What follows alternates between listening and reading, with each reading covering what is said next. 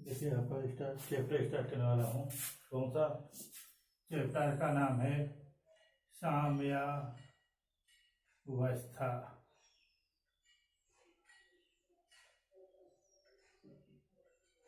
Heading बताया गया था कि उत्क्रमणीय अभिक्रिया। उत्क्रमणीय अभिक्रिया का परिभाषा क्या बताया गया था? बताया गया था कि ऐसी अभिक्रिया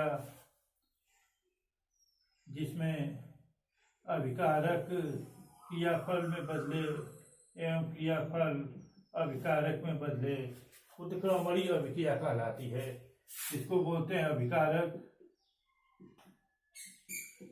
और इसको बोलते हैं क्रियाफल। तो परिभाषा हो जाएगा कि ऐसी अभिक्रिया जिसमें अभिकारक क्रियाफल में बदले तथा क्रियाफल अभिकारक में बदले उत्क्रमणीय अभिक्रिया कहलाती है। ऐसी अभिक्रिया जिसमें अभिकारक क्रियाफल में बदले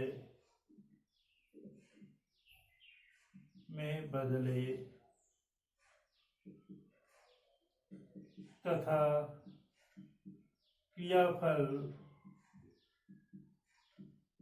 अभिकारक में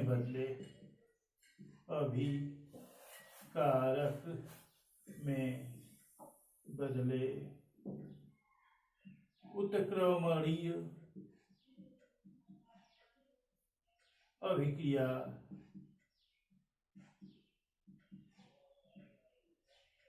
कहलाती है।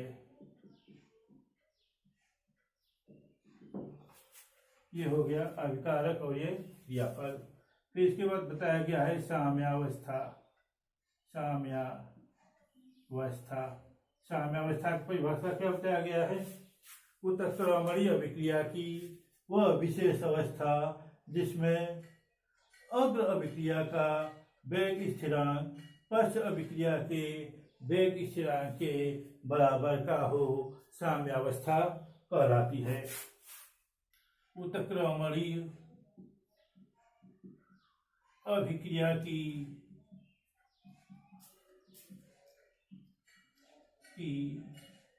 वह विशेष अवस्था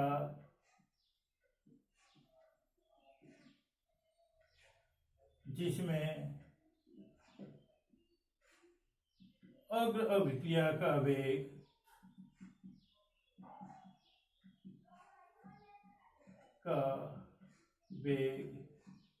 पश्च अभिक्रिया के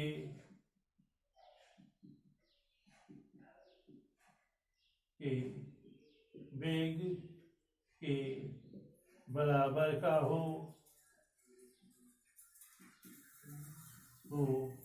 साम्यावस्था कहलाती है।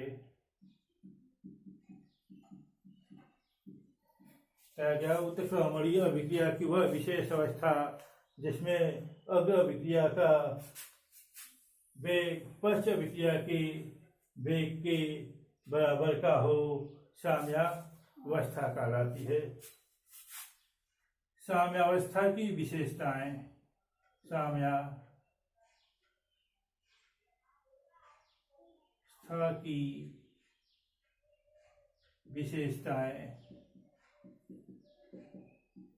साम्यावस्था की विशेषताएं क्या बताया गया है? पहला पॉइंट बताया गया है कि यह उत्क्रमणीय अभिक्रिया की एक विशेष अवस्था है। यह उत्क्रमणीय अभिक्रिया की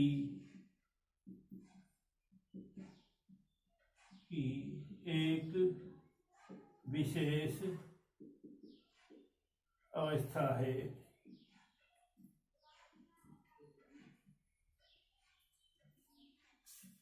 दूसरा पॉइंट बताया गया है कि अग्र अभिक्रिया का वेग स्थिरांक पश्च अभिक्रिया के वेग स्थिरांक के बराबर का होता है, बराबर का हो। अग्र अभिक्रिया का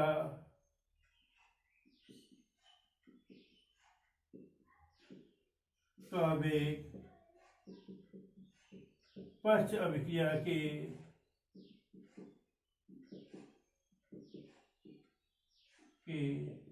बराबर होता है। आर एफ बराबर होता है बी। ये होता है अग्र अभिक्रिया का वेग पश्च अभिक्रिया के वेग के बराबर होता है। फिर बताया गया है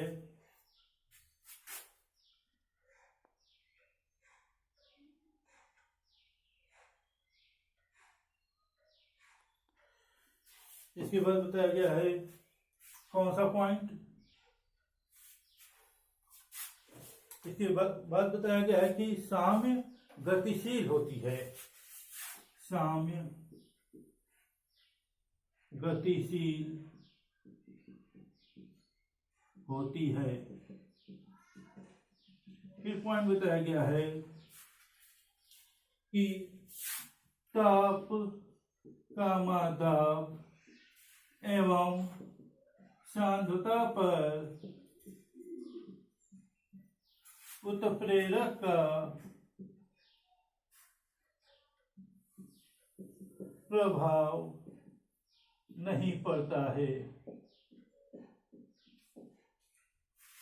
बताया गया है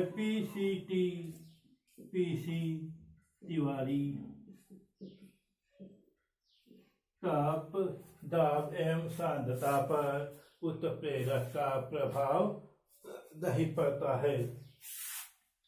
अगला पॉइंट बताया गया है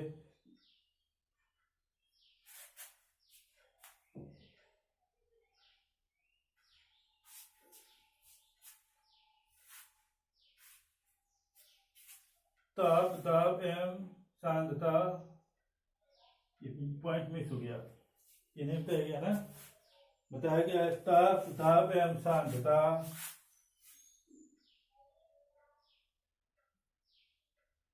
अभिकारक को प्रभावित करने वाले कारक हैं।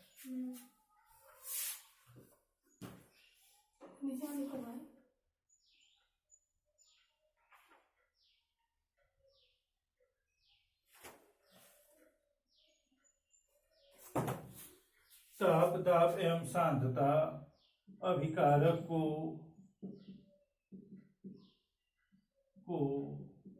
प्रभावित करने वाले कारक हैं। ये वाला सही पॉइंट होगा। फिर इसके बाद है पॉइंट साम्यावस्था पर उत्प्रेरक का प्रभाव नहीं पड़ता है। साम्यावस्था पर उत्प्रेरक का प्रभाव नहीं पड़ता है। साम्यावस्था पर उत्प्रेरक का प्रभाव नहीं पड़ता है। फिर बताया गया है साम्य के प्रकार।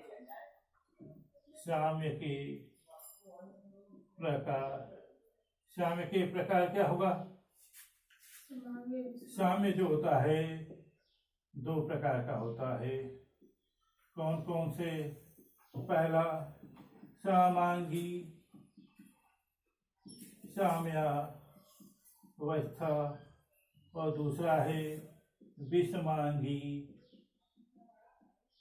साम्यावस्था। समांगी साम्यावस्था दो प्रकार का होता है। पहला होता है प्रथम प्रकार की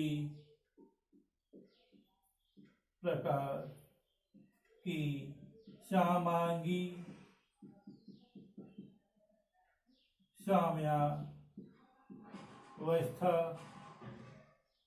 और दूसरा होता है द्वितीय प्रकार की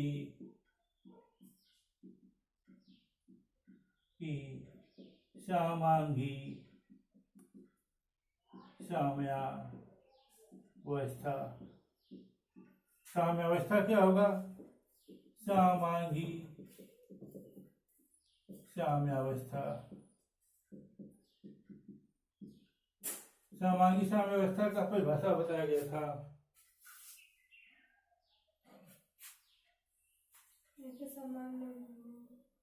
ऐसी अभिक्रिया जिसमें अभिकारक एवं क्रियाफल एक ही भौतिक अवस्था में हो, समांगी साम्यावस्था कहलाती है।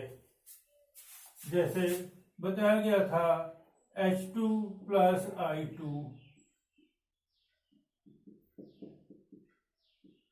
2HI, तो इसमें NP का मान कितना है 2, NR का मान कितना है 1 + 1 बराबर 2, तो NP बराबर NR। देखिए अभिकारक और क्रियाफल दोनों का मान आपस में बराबर है। जब अभिकारक और क्रियाफल दोनों का मान आपस में बराबर होगा तो यह समांगी साम्यावस्था होगी।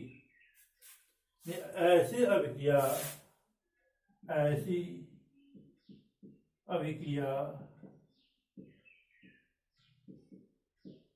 जिसमें अभिकारक एवं क्रियाफल एक ही भौतिक अवस्था में हो,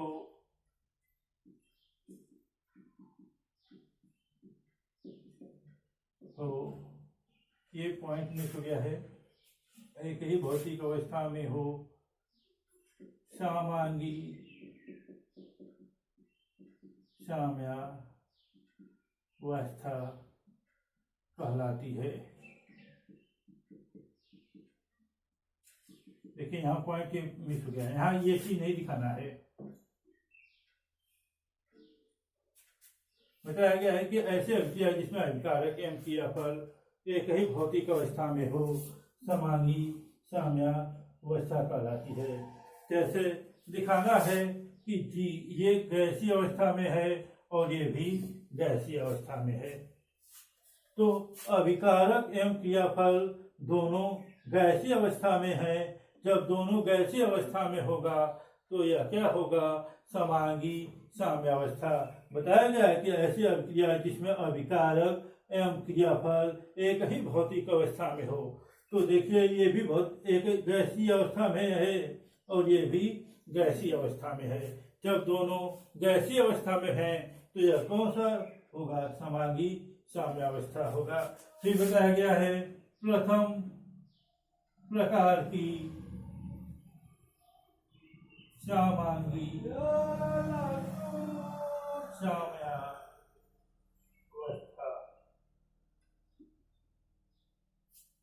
तो प्रथम प्रकार की समांगी साम्यावस्था क्या होगा,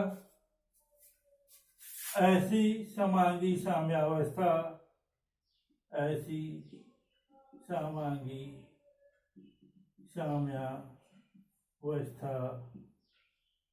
जिसमें अभिकारक अणुओं की संख्या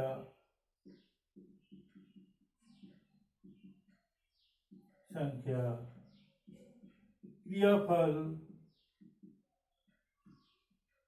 अणुओं की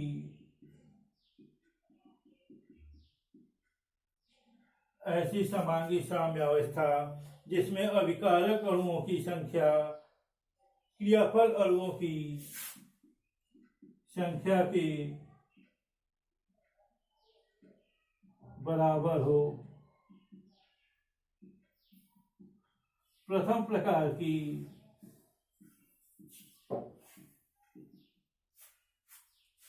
समांगी साम्यावस्था कहलाती है। जैसे इसका एग्जांपल लेते हैं, H2 + I2 converts into 2HI, तो इसमें NP बराबर कितना है 2, ये, और NR बराबर कितना हो गया, NP बराबर 2, NR बराबर कितना हो गया। यहाँ लेते हैं एग्जांपल।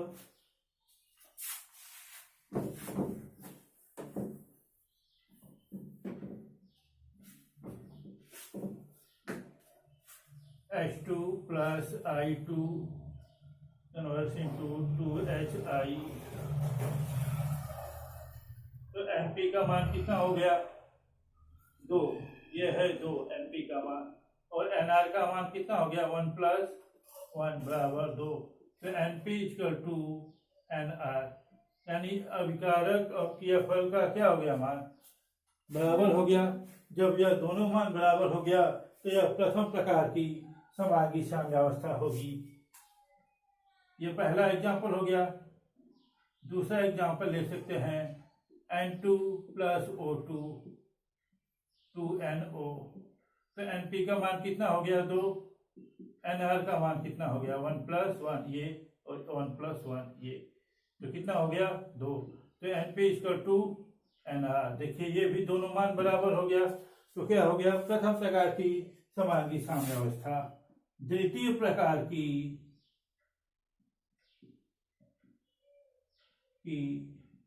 समांगी साम्यावस्था। द्वितीय प्रकार की समांगी साम्यावस्था क्या होगा? ऐसी समांगी साम्यावस्था जिसमें अभिकारक अणुओं की संख्या क्रियाफल अणुओं की संख्या के बराबर न हो। द्वितीय प्रकार की समांगी साम्यावस्था कहलाती है। ऐसी समांगी साम्यावस्था जिसमें अभिकारक अणुओं की संख्या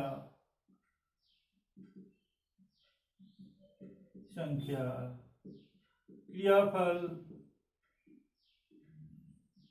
अणुओं की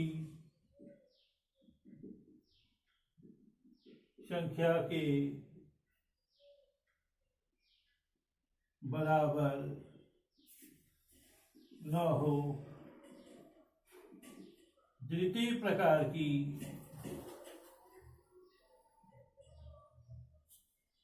समांगी साम्यावस्था कहलाती है। जैसे उदाहरण ले लेते हैं N2 प्लस 3H2 2NH3। तो NP का मान कितना हो गया? ये 2। और NR का मान कितना हो गया? 1 प्लस 3, तो कितना हो गया? 4। तो NP equal to not NR, यदि यह दोनों मान बराबर नहीं है। जब यह दोनों मान बराबर नहीं है तो यह द्वितीय प्रकार की समांगी साम्यावस्था होगी। जैसे एक और लेते हैं PCl5, तो इसको क्या होगा? इसका PCl3 प्लस Cl2। NP का मान कितना हो गया? 1 प्लस 1 बराबर 2। और NR का मान कितना हो गया? 1। तो NP equal to not NR, यानी यह भी मान बराबर नहीं है। जब मान बराबर नहीं है तो कैसा होगा? द्वितीय प्रकार की समांगी साम्यावस्था होगी। आगे चलते हैं।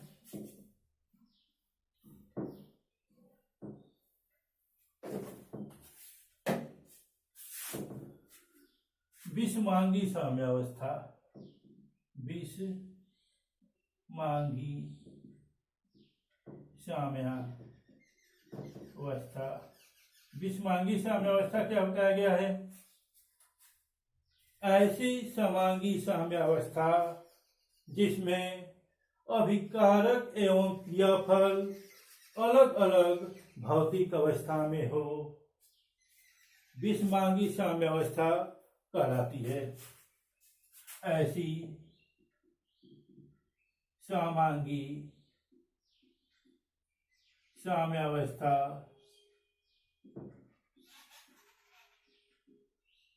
जिसमें अभिकारक एवं क्रियाफल अलग अलग भौतिक अवस्था में हो,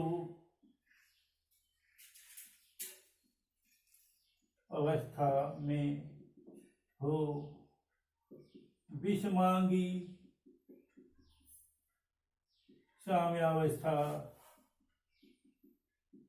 कहलाती है। जैसे उदाहरण ले सकते हैं CaCO3, तो CaO प्लस CO2, ये SSG। इसका मतलब S का मतलब होता है सॉलिड, S का मतलब सॉलिड, G का मतलब गैस। यानी यह सॉलिड अवस्था में है और यह गैस अवस्था में है और यह सॉलिड अवस्था में है। इसका मतलब साफ है कि यह दोनों अलग अलग भौतिक अवस्था में है। जब दोनों अभिकारक एवं क्रियाफल अलग अलग भौतिक अवस्था में होगा तो यह विषमांगी साम्यावस्था कहलाएगा। फिर बताया गया है संक्रिय द्रव्यमान। संक्रिय द्रव्यमान बताया गया है किसी पदार्थ की मोलरता ही संक्रिय द्रव्यमान कहलाती है। किसी पदार्थ की मोलरता ही संक्रिय द्रव्यमान कहलाती है। या किसी विलयन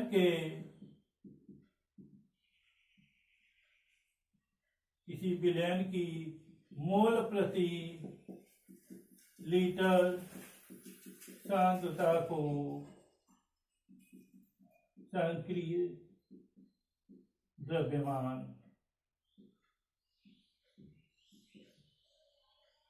कहते हैं। या 1 लीटर विलयन में उपस्थित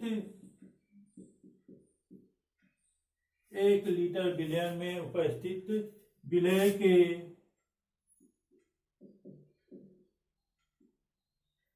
मोलों की संख्या